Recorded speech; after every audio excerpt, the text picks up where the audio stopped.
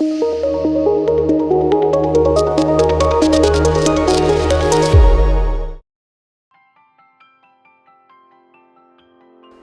I'm doctor Manasa, fertility consultant. ఇప్పుడు నేను discuss చేయబోయే topic thyroid and it's relation to fertility. నార్మల్గా అందరికీ తెలిసిందే థైరాయిడ్ గ్లాండ్ గురించి. ఇది మనకి ఫ్రంట్ ఆఫ్ ద నెక్లో ఉంటుంది. It is a butterfly shaped gland అనమాట. సో ఈ థైరాయిడ్ అనేది మనకి ఎట్లా హెల్ప్ అవుతుంది ఫెర్టిలిటీలో అంటే, మనకి బ్రెయిన్ నుంచి యూజువల్గా పిట్యూటరీ అనే గ్లాండ్ ఉంటుంది బ్రెయిన్లో. దీని నుంచి మనకి TSH అనే హార్మోన్ రిలీజ్ అవుతుంది, అంటే థైరాయిడ్ స్టిమ్యులేటింగ్ హార్మోన్. ఈ హార్మోన్ థైరాయిడ్ గ్లాండ్ మీద యాక్ట్ చేసినప్పుడు థైరాయిడ్ గ్లాండ్ నుంచి T3, T4 అన్న హార్మోన్స్ అనేవి సింథసిస్ అవుతాయి. ఈ T3, T4 యొక్క ఫంక్షన్ ఏంటి అంటే, మన బాడీలో ఉండే మెటబాలిజంని మంచిగా కంట్రోల్ చేస్తుంది. అలానే ఒవేరియన్ ఫంక్షన్ కూడా బెటర్గా మెయింటైన్ చేస్తుంది. సో ఈ T3, T4 levels, TSH levels అనేవి ఆల్టర్ అయినప్పుడు మనకి థైరాయిడ్ డిజార్డర్ అనేది వస్తుంది. ఇది 2 conditions, hyper thyroidism and hypothyroidism. Hypothyroidism అంటే ఏంటి అంటే, ఈ TSH హార్మోన్ లెవెల్స్ అనేవి ఎక్కువగా ఉంటాయి and T3, T4 hormone levels అనేవి తక్కువగా ఉంటాయి. అంటే the thyroid gland fails to produce enough amount of T3, T4. అదే హైపర్ థైరాయిడిజంలో ఏమవుతుంది అంటే, TSH హార్మోన్ లెవెల్ తక్కువగా ఉంటుంది, T3, T4 హార్మోన్ లెవెల్స్ అనేవి ఎక్కువగా ఉంటాయి. అంటే థైరాయిడ్ గ్లాండ్ అనేది ఇంకొంచెం ఎక్కువగా వర్క్ చేసి ఎక్కువ హార్మోన్స్ అనేవి ప్రొడ్యూస్ చేస్తూ ఉంటుంది. మేజర్గా ఇప్పుడు నేను డిస్కస్ చేయబోయేది హైపోథైరాయిడిజం. హైపోథైరాయిడిజం అనేది మోస్ట్ కామన్గా ఉమెన్లో చూస్తూ ఉంటాం. ఇది 5 to 10% ఆఫ్ ద రిప్రొడక్టివ్ ఉమెన్లో చూస్తూ ఉంటాం.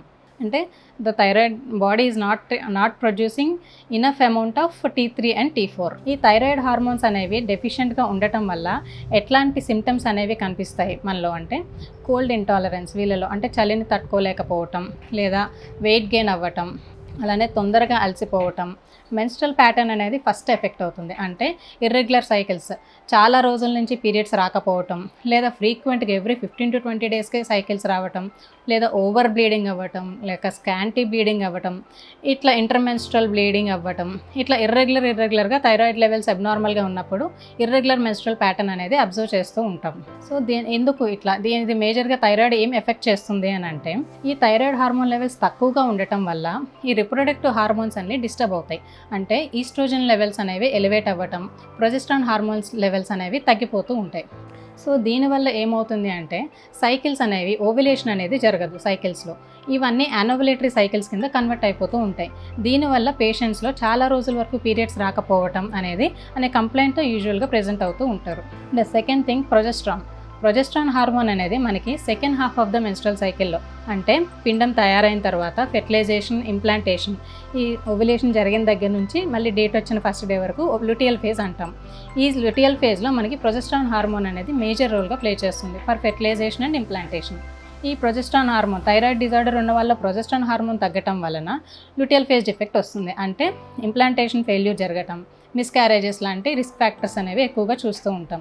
సో ఈ థైరాయిడ్ హార్మోన్స్ వల్ల తగ్గటం వలన అదర్ హార్మోన్స్ కూడా ఎఫెక్ట్ అవుతాయి, లైక్ ఇన్సులిన్, ఇంకా ప్రొలాక్టిన్. ఈ ప్రొలాక్టిన్ హార్మోన్ అనేది రైజ్ అవ్వటం వలన వీళ్ళల్లో ఒక్కొక్కసారి బ్రెస్ట్ నుంచి మిల్క్ లాంటి సిక్రెషన్ అనేది కూడా చూస్తూ ఉంటాం, అంటే గెలెక్టోరియా అంటాం దీన్ని. అలానే ఈ థైరాయిడ్ హార్మోన్ హార్మోన్ కూడా డిస్టర్బ్ చేస్తుంది. ఏమవుతుంది అంటే, గ్లూకోజ్ అప్టేక్ అనేది డిస్టర్బ్ అవుతుంది. సో వీళ్ళలో ఏమవుతుంది అంటే, ఇన్సులిన్ రెసిస్టెన్స్ డెవలప్ అయ్యి బ్లడ్ షుగర్ లెవెల్స్ అనేవి ఆల్టర్ అయ్యే ఛాన్సెస్ ఎక్కువగా ఉంటాయి. థైరాయిడ్ దీన్ని ఎలా కంట్రోల్ చేస్తాము అని అంటే, త్రూ డైట్ అంటే అయోడిన్ రిచ్ ఫుడ్స్ అనేవి ఇప్పుడు మనకి మార్కెట్లో చాలా వరకు అవైలబుల్గా ఉన్నాయి. ఫోర్టిఫైడ్ ఫుడ్స్ కూడా దొరుకుతూ ఉన్నాయి. ఇలాంటివి తీసుకోవటం వల్ల, సమ్ వైటమిన్ D సప్లిమెంట్స్ అనేవి తీసుకోవటం వల్ల, and foods rich in chicken, egg, fish ఇట్లాంటివి తీసుకోవటం వల్ల కూడా, అండ్ రెగ్యులర్ ఎక్సర్సైజ్ అనేది తీసుకోవటం, అలానే సమ్ లివోథైరాక్సిన్ సప్లిమెంట్స్ అనేవి మీ డోస్కి తగ్గట్టు, మీ BMIకి తగ్గట్టు తీసుకోవటం వల్ల కూడా థైరాయిడ్ని కంట్రోల్ చేసుకోవచ్చు. ఫుడ్స్లో కూడా avoid some cabbage, cauliflower, soya chunks ఇట్లాంటివి అవాయిడ్ చేయటం వల్ల కూడా మీ థైరాయిడ్ లెవెల్ని కంట్రోల్లో పెట్టుకోవచ్చు. Thank you.